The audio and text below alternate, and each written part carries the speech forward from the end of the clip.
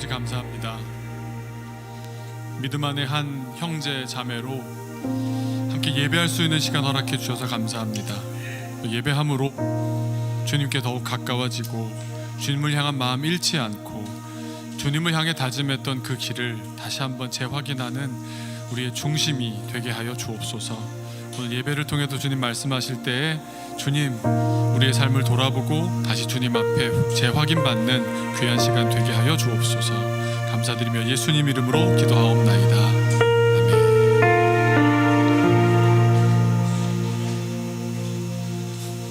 네, 우리 말씀 한 구절 보시겠습니다. 시편 98편이고요. 네, 한 절 1절만 보시겠는데요. 시편 98편 1절입니다.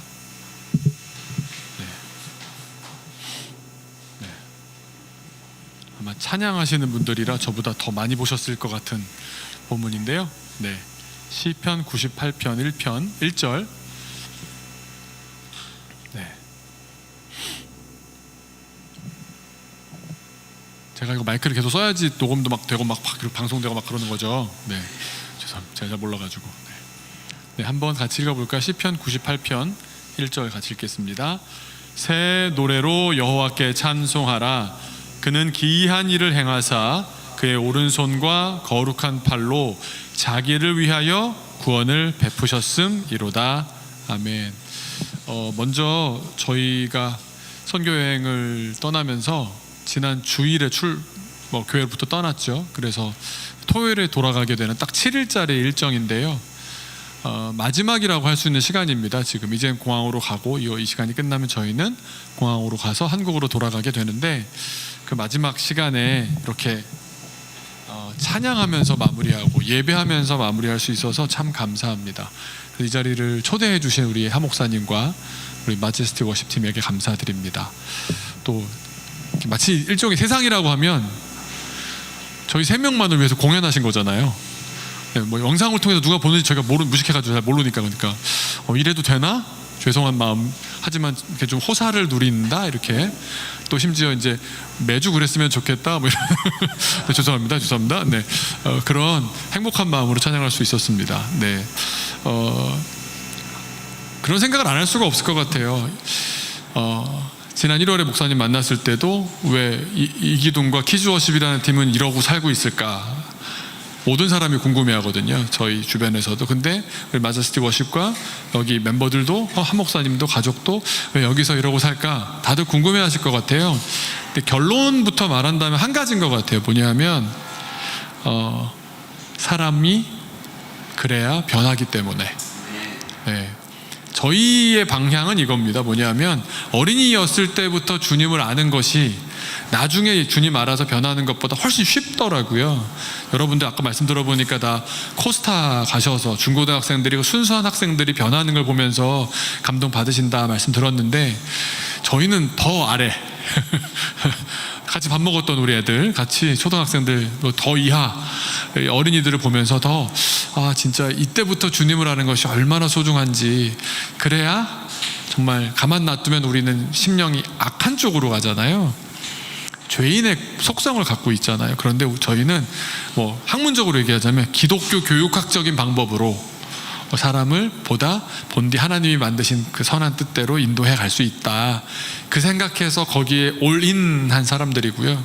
오늘 목사님 찬양하면서 가사를 통해서나 음성을 통해서 제가 듣는 것도 찬양하고 예배하는 가운데 날마다 주 위에 살고 날마다 주와 함께 걸어가는 가운데 사람이 변할 것이다.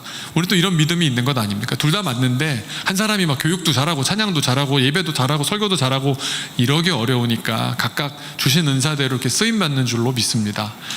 그래서 저희 생각엔 이렇게 좀 저희 오늘 만난 지 몇 시간도 안 돼가지고 이렇게 말하기 좀 민망하지만 주님 안에 한 형제다 라고 믿습니다. 네, 받아주셔서 감사합니다.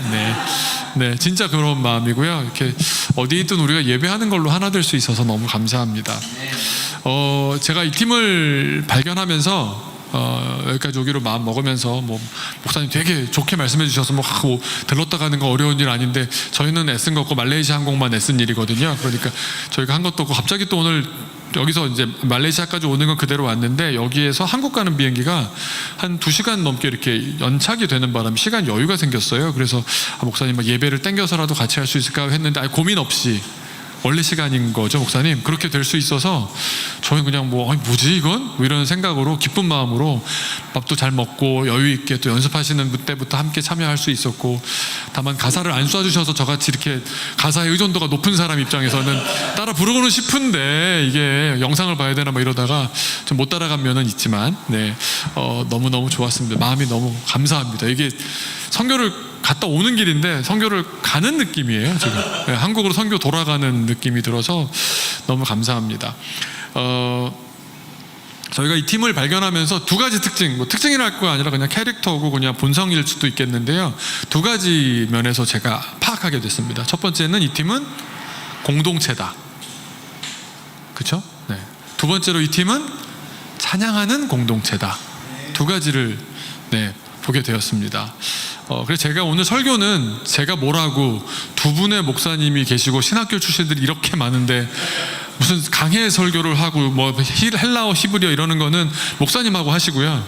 저는 그냥 저도 여기까지 이제 오느라고 저도 나이가 어느새 꽤 됐더라고요. 제가 아까 목사님 이렇게 말씀하신 거 들어보니까 여기서 제가 제일 늙은이 같아요. 제일 나이 많은 것 같은데요. 저도 여기까지 이제 신앙 갖고 결단하고 부르심 따라서 여기까지 오는 가운데 저를 이렇게 방향을 이렇게 쳐줬던 그런 사건들, 이야기들, 제 마음에 울림들이 있었거든요.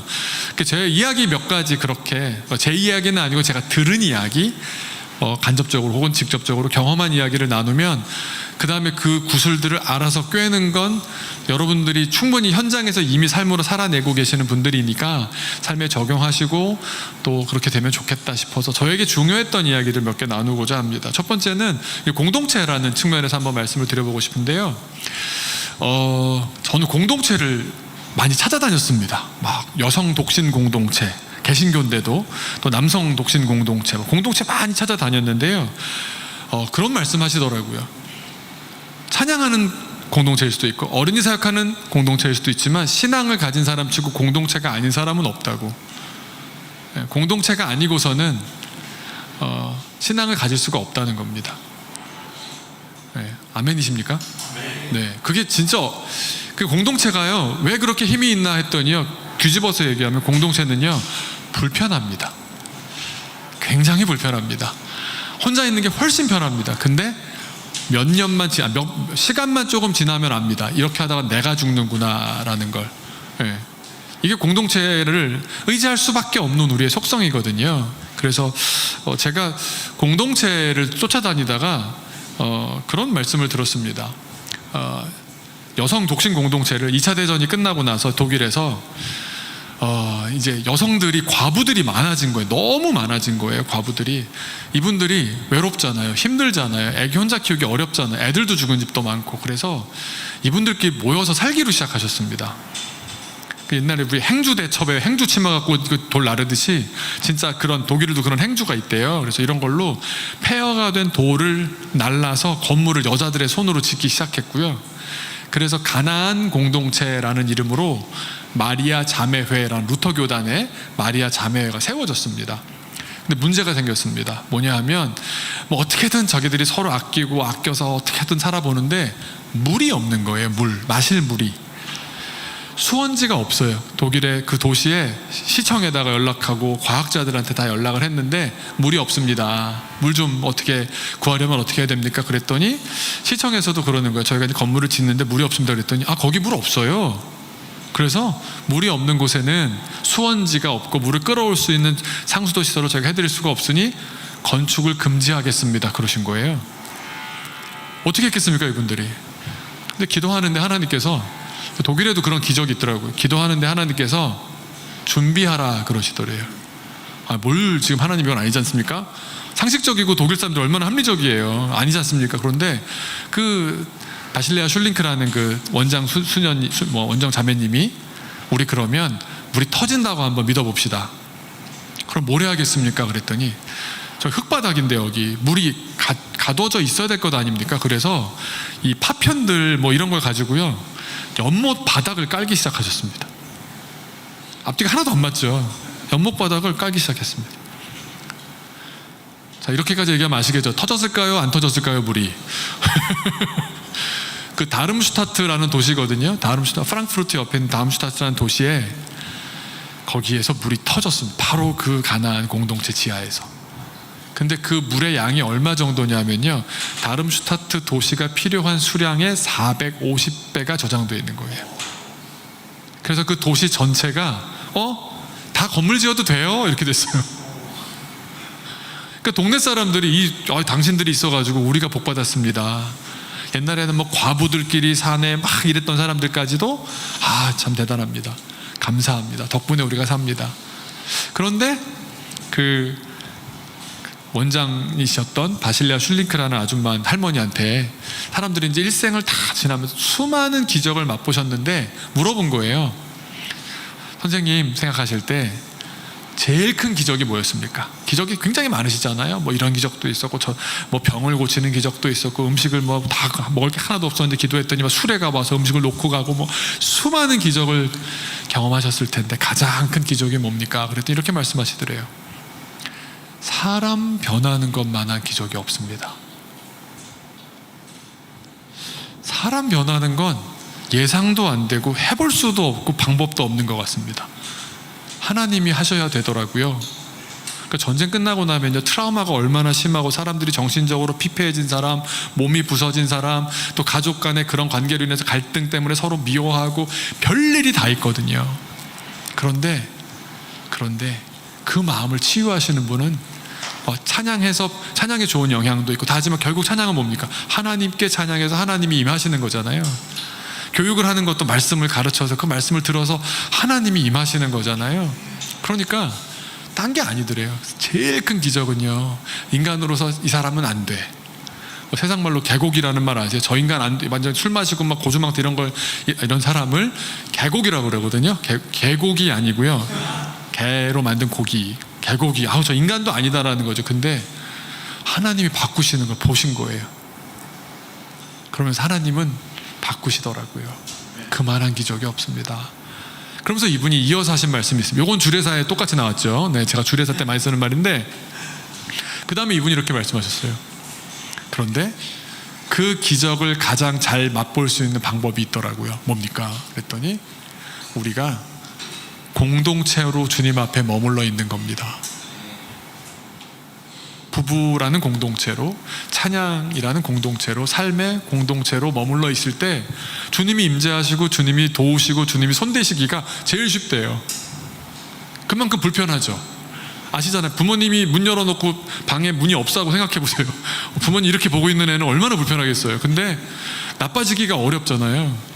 제가 오늘도 낮에 저희 교인이었다가 여기 오신 분들 목사님 안내해 주셔서 갖다 만났고, 또 여기 오기 전에 거긴 이름이 수라바야, 네, 한인교회 목사님을 만나 뵀는데 하시는 말씀이 있고, 여기는요 목사님 나쁜 짓을 하기가 어렵대요.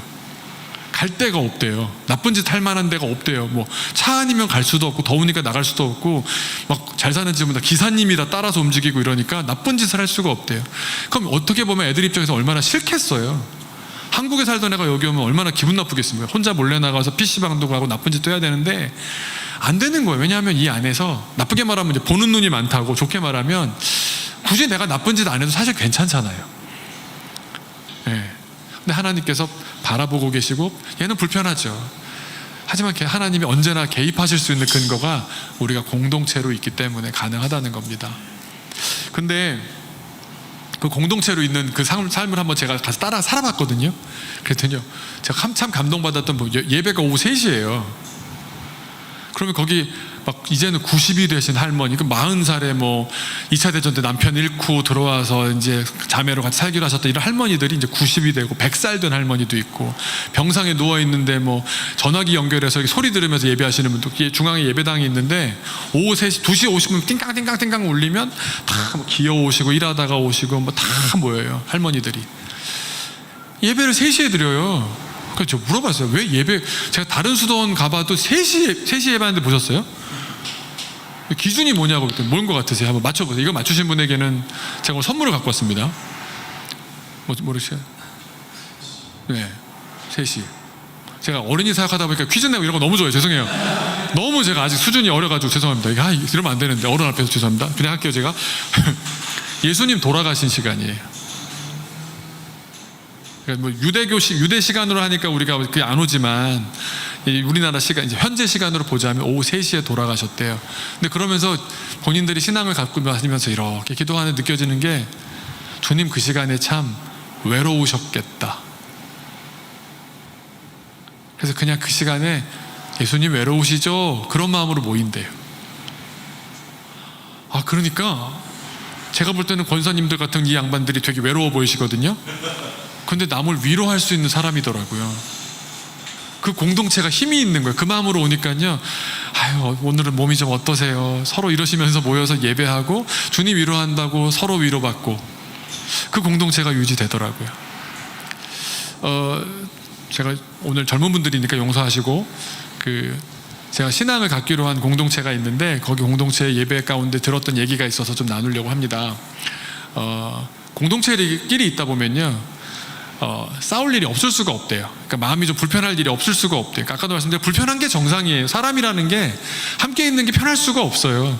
당연히 그렇습니다. 그런데 그걸 지혜롭게 헤쳐가는 방법이 있더라고요. 그래서 제가 그걸 좀 여기는 전혀 필요하지 않는 천국 같은 곳이겠지만 잘 알고 있지만 그렇지만 혹시 나중에 한 20년 뒤에 벌어질 일을 예비한다는 차원에서 거기도 한 100년 정도 된 그러니까 이제 80년? 거기도 2차 대전 끝 무렵에 만들어진 공동체니까 한 80년 된 공동체의 지혜를 나눠드리도록 하겠습니다. 무료로 나눠드리도록 하겠습니다. 저도 무료로 받았기 때문에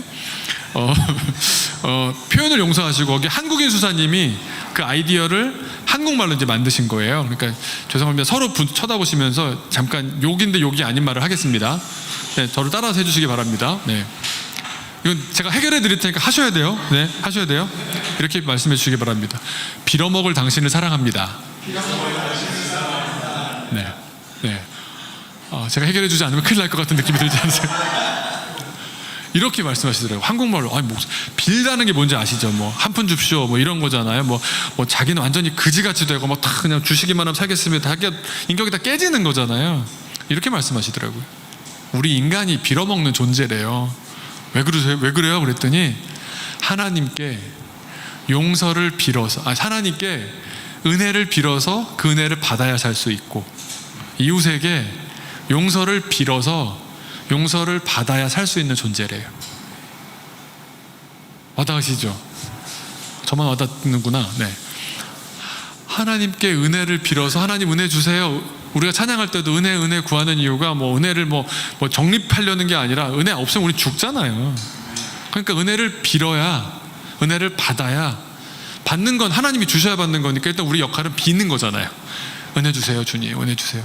빌어 먹는 이웃한테도 우리가 다른 사람들 나이스하게 한다고 해도 실수할 때가 왜 없습니까? 그렇죠? 없으신 분들만 있지만 그러니까 이제 용서를 빌어야 되는 거예요. 그래서 용서를 빌고 그 용서를 준 걸 받아 먹어야 살 수 있대요. 다시 한번 인사하시기 바랍니다. 빌어먹을 당신을 사랑합니다. 우리 존재가 그렇습니다. 존재가 그렇습니다. 근데 그 용서를 빌고 용서를 받는 방법입니다. 이 수도원에서 말씀해 주신 그냥 어느 날 용서를 빌고 용서를 받아야 되는 사람이 있어요. 그러니까 이 사람이 그러니까 2명씩 거기 수도원은 오늘 2사람이 설거지 담당, 2사람이 요리 담당, 2사람이 청소 담당 이렇게 갖춰져 있대요. 옷 정리, 수도복을 정리하는 담당 이런 게 있는데 몇 시까지 와서 하기로 했는데 꼭 늦거나 게으름 피우는 것 같아 보이는 사람이 있대요. 그러면 마음이 얼마나 안 좋아요. 그럼 이 사람은 마음이 이 사람에 대해서 안 좋은 걸 품는 게 너무 힘들고 이 사람은 피치 못할 사정이 있는지 없는지 모르지만 제 시간에 모든 걸 본인이 모를 리가 없잖아요. 그러니까 못 와서 미안하고 그럴 때 아무 말 안 하면서 넘어가는 건 한국식인데 그러면 이 스트레스 지수가 쌓이다가 나중에 빵 터진대요. 그래서 이쪽이든 간에 용서를 구하는 사람이 이렇게 한대요. 손바닥을 이렇게 쫙 내민대요. 그럼 2명씩 실습을 한번 2명씩 어떻게든 2명을 내가 용서를 구해야 돼요. 아니면 2명씩 짝을 지어 보시고요. 가위바위보 한번 할까요? 둘, 저렇게 가위바위보. 가위바위보. 진 사람이 지금 잘못한 거예요. 지금 잘못한 걸 가위바위보 진 건 잘못한 거잖아요. 너무 어린인가 제가 나 왜 이렇게 어린이로 가지? 가위바위보 진 걸 잘못했다고 한번 합시다. 이거 잘못한 건 아니지만 내가 잘못하면 어떻게 해야 돼요? 용서를 구해야 되죠. 그래서 이제 손바닥을 이렇게 내미는 거예요. 내 용서를 구해야 돼. 손을 드시는 목사님 방법도 좋은 방법이기도 하지만, 이렇게 손 내밀면, 손을 내미는 순간 반드시 이 손 내미는 걸 본 사람은 용서를 해야만 되기로 약속을 했대요, 이 수도원에서는. 그러니까 이유를 나한테 미안할 일이 뭐가 있어, 이런 말 하지 말고 용서를 구하는 순간 무조건 용서를 한대요. 근데 방법이 엄지손가락으로요, 용서해주는 사람이 손바닥 위에다가, 내민 손바닥 위에다가 십자가를 긋는데요. 그러니까 내가 용서하는 사람도, 난 용서할 만한 사람도 아니고 내가 뭐라고 용서를 해. 근데 하나님의 사랑으로 용서하겠습니다. 하나님이 하시는 용서입니다. 이런 말로 해준대요. 그럼 이제 그제서 묻는 거예요. 뭔데? 뭘 잘못했어? 무슨 우리 사이 용서할 게 뭐가 있어? 그럼 이제 그때, 사실은 내가 오늘 오다가 넘어져가지고 하는 바람에 늦어서 못 와서 혼자 다 정리하셨죠? 청소 혼자 하셨죠? 정말 죄송합니다. 그게 무슨 용서받을 일이라고. 하지만 일단 용서를 했으니까. 주님의 사랑과 주님의 용서를 넘치게 하는 방법이라는 거예요. 앞으로 여러분 누가 손을 내미시면 하이파이브 하시면 안 됩니다. 아셨죠? 손을 내미시면 하이파이브를 쫙, 그러면 이 사람 하여튼 그러니까 서로 용서하고 용서받고 하나님의 사랑을 넘치게 하는 한 80년 된 공동체의 노하우더라고요. 그러니까 다시 말씀드리면, 우리가 같이 사는데 불편하지 않을 수가 없고요. 하나님하고도 불편한데요, 날 다 보신다고 생각하면 얼마나 불편해요. 안 보시는 게 낫잖아. 여기 왜 이렇게 천사 같으시지? 나만 그러지? 그리고 또 사람들하고도 관계에서도요, 용서 없이 살 수가 없더라고요. 그 선교사님이, 그 수도사님이 그러세요. 이분이 유럽에 있는 수도원인데 부활절 방학만 되면 오는 독일 자매가 있었대요. 해마다 어릴 때부터 봤는데 그때만 되면 일주일 동안 기도하고 가고 너무 신앙도 좋고 참 사람도 좋은데 25살쯤 됐는데, 그러니까 어렸을 때부터 십몇 년을 본 자매인데 와가지고 어느 날 표정이 싹 바뀌어서 너무 행복해 하더래요. 서도사님 너무 좋아. 왜 그래요? 그랬더니 저 이제 해방됐어요. 뭐요? 그랬더니 저 이제 아버지를 용서할 수 있어요. 그러더래요. 잘됐다고. 감사하다. 물어봤대요. 그래서 아버지하고는 어떻게 했냐고 그랬더니, 아버지 만나서 했냐? 아니라. 전화로 했냐고? 아니라고. 어떻게 된 거냐고 그랬더니, 아버지는 5년 전에 돌아가셨대요. 내가 용서를 못하고 있었대요. 그러니까 용서를 하면서 이 자매가 해방하고 행복해하고 하는 모습을 보면서, 우리는 여전히 용서가 필요한 사람들이고 용서 없이는 나는 살 수 없구나. 우리 마음밭에 그렇게 죄송합니다. 우리가 빌지 않고는, 빌어서 받지 않고는 살 수 없는 존재들이구나. 공동체의 시작은, 공동체 삶의 시작은 여기서부터 이루어지는 줄로 믿습니다. 두 번째로, 그냥 여기 제가 들은 얘기 이제 전한 거고요. 저도 마음에 품고 있는 얘기라서 저희 팀하고도 공동체 할 때도 품는 얘기라 나눴고요. 두 번째 이야기는 찬양하는 공동체시잖아요. 근데 저도 찬양을, 어린이 찬양이지만 그래도 여기랑 비할 바는 아니지만 어린이들을 위해서 작곡도 하고 작사도 하고 또 케이팝 하는 친구들이랑 음악도 만들고 이렇게 해봤는데, 하면서 궁금한 거예요. 처음 찬양을 만든 사람이 누굴까? 저는 막 이렇게 파고 들어가는 걸 좋아해가지고 막 알아봤더니, 그래도 우리 기독교에서 찬양의 아버지라고 할 수 있는 사람이 누군지 제 나름으로는 찾아봤더니 바하 아저씨더라고요. 바하. 홍바하가 아니라 바하 아저씨. 근데 이 바하 아저씨의 태어났던 곳, 살았던 곳, 배웠던 곳을 제가 다 가봤습니다. 전공이 독일어거든요. 그래서 그 현장에 가가지고 독일어로 된 자료를 다 살펴봤습니다. 근데 이분에 대한 여러 가지 이제 나중에 칼럼 리스트들이 쓴 글을 보고서는 제가 깜짝 놀랐던 게 있습니다. 이렇게 한국 평론가가 이렇게 표현했어요. 바하는, 독일어로 바하라는 뜻이요, 시냇물이라는 뜻이에요. 독일 이름 중에 바하도 많고요. 무슨 실개천 같은 걸 바하, 강이 안 되는 쪼매난 물길, 이게 그냥 바하거든요. 근데 이렇게 얘기하세요. 바하는 시냇물이었다가 배양이 된 사람이다. 그런데 그 사람은 한국식으로 말하면 중형 도시, 마치 청주시 정도 되는 도시의 교회 찬양 지휘자였다.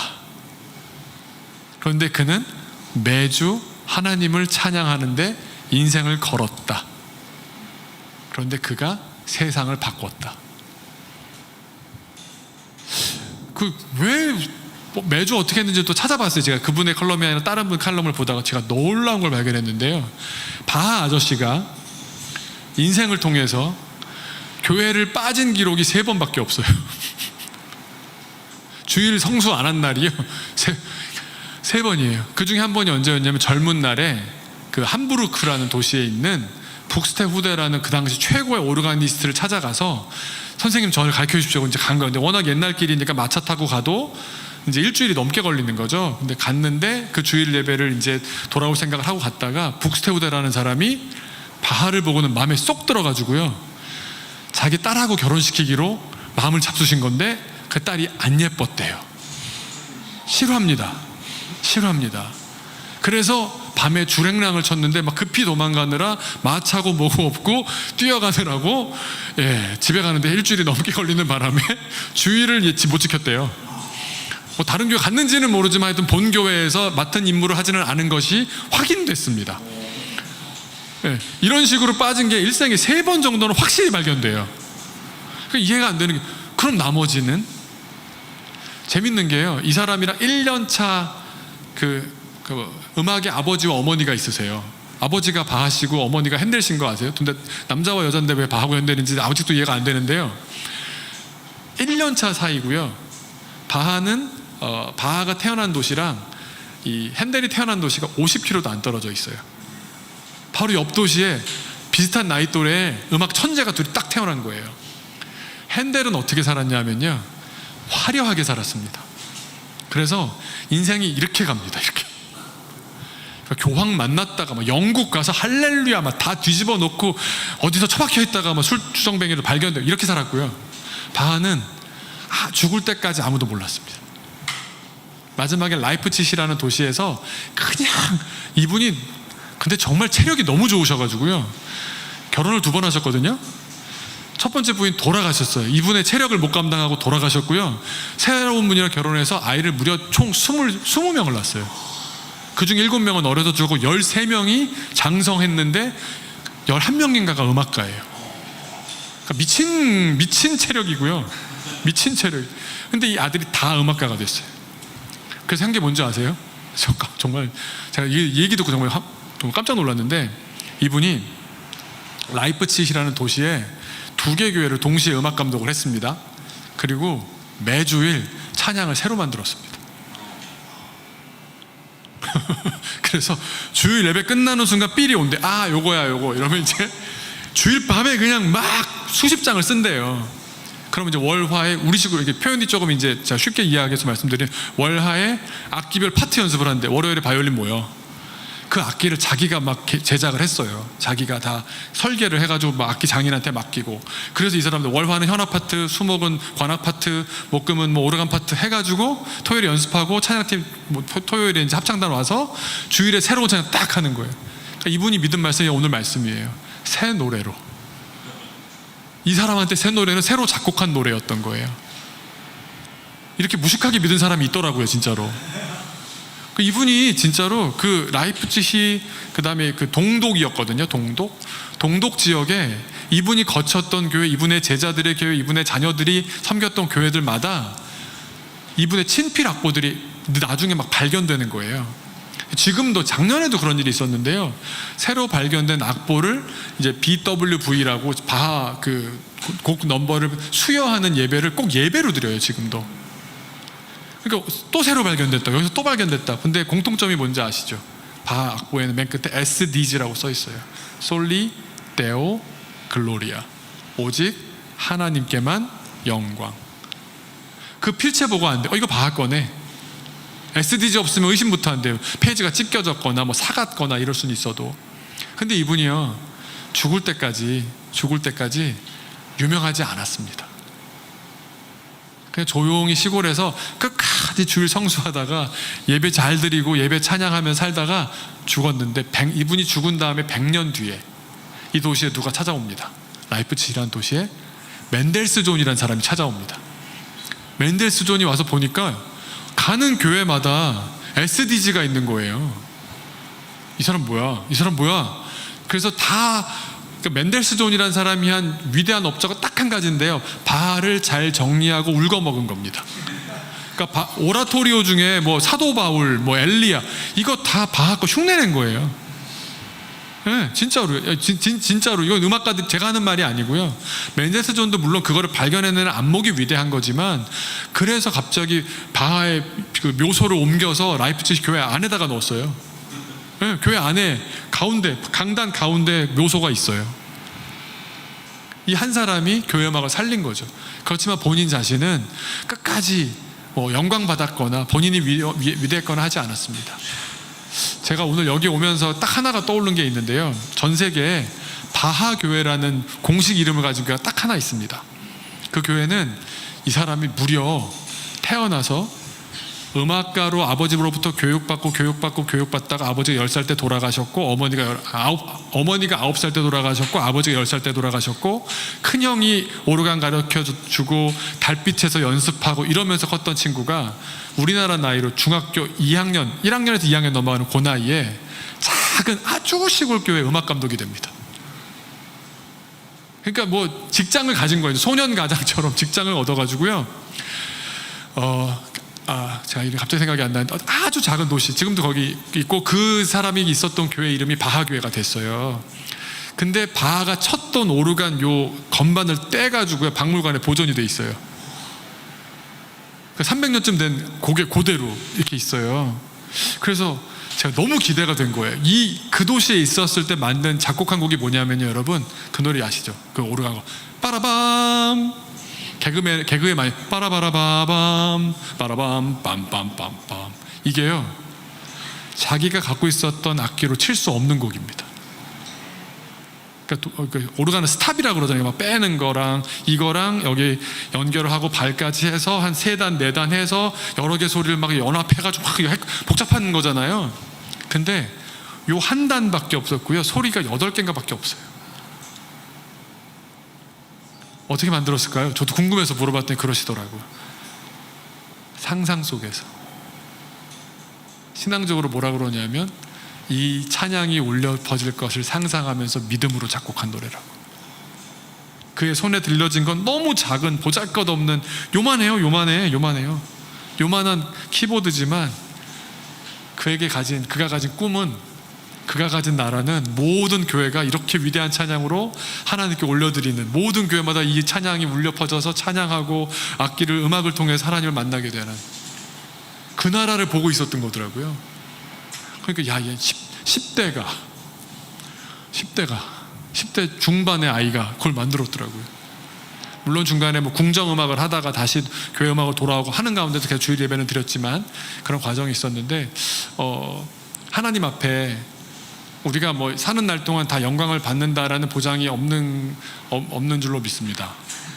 말하기 싫다 이런 거. 그래서 뭐 다 마찬가지죠. 저희도 뭐 애들하고 하는데요, 보면 오늘 만난 집사님도 제가 사실 마음이 힘들었던 게, 저희가 정말 사랑을 많이 주었고, 그 집사님도 우리 교회가 처음 세례 받았던 교회고, 아이도 뭐 해외도 막 데리고 다니고 참 좋은 경험 다 데리고 다니고 했는데 정말 아이 교육이 정말 중요하다는 걸 깨달으시고, 신앙적으로 아이를 잘 키웠겠다는 생각을 하시고 쿠알라룸푸르로 오시더라고요.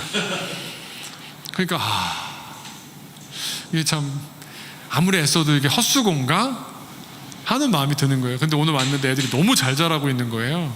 목사님도 알고.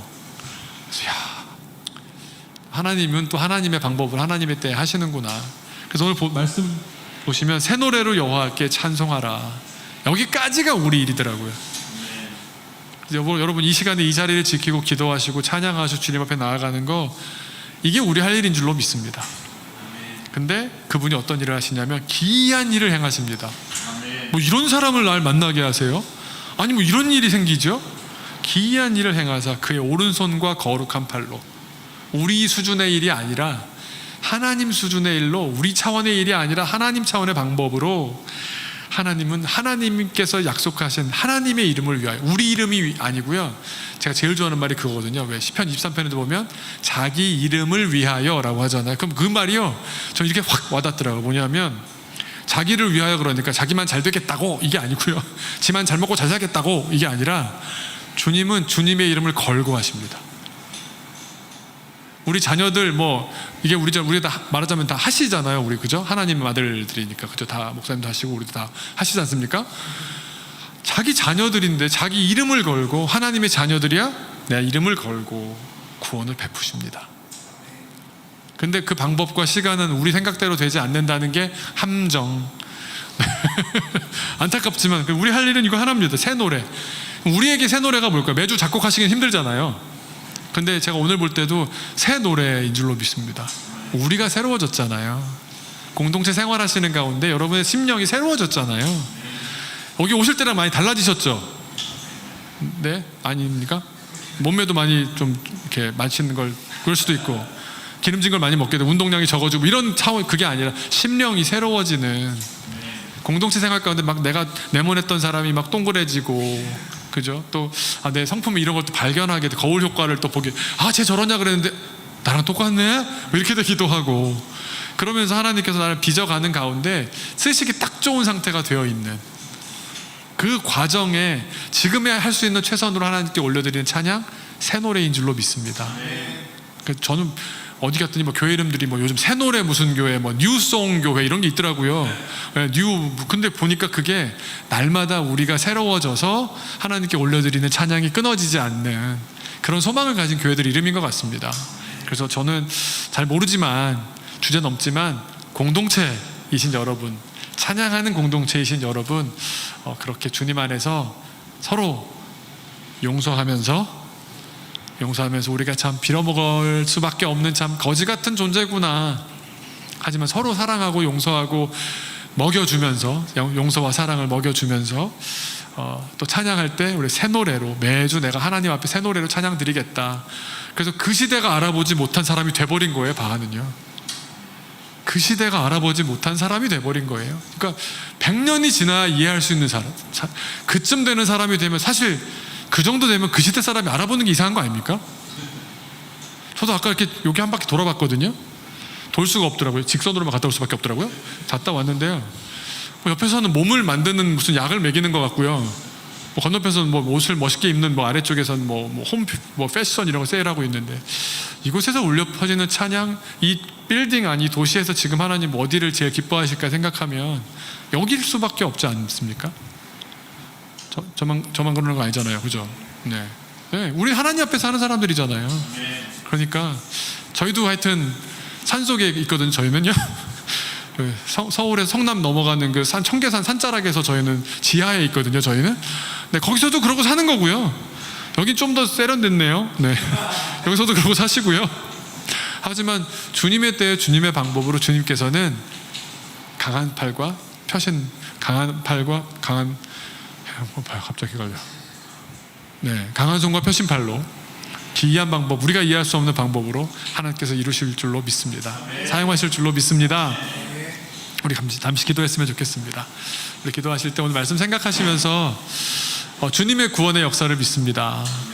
주님께서 우리를 지금 이곳에 보내셔서 빚어가고 계시는 줄로 믿습니다. 더 잘 쓰임받을 수 있는 존재로 주님 준비되고 또 예비되게 하여 주옵소서. 그리고 서로 사랑하며 서로 용서하며 주님의 나라 이루어가는 우리가 되게 하여 주옵소서. 같이 기도하겠습니다.